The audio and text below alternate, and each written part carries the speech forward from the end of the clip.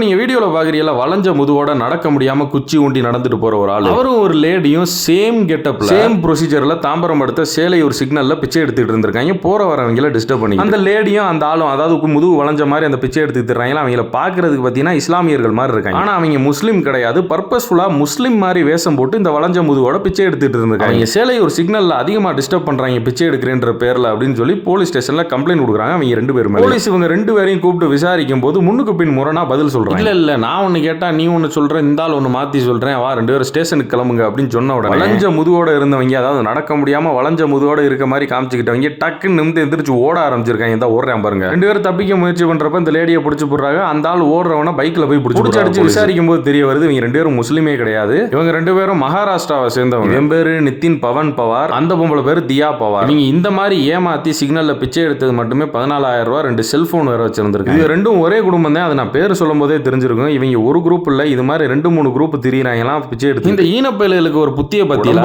குறை இருக்குன்னு ஒரு வேஷம் போட்டு அதை இஸ்லாமியர்கள் மாதிரி வேற காமிச்சுக்கிறது. புத்தி பூரா அந்த மாதிரி புளுத்து போன புத்தியா தான் இருக்கு.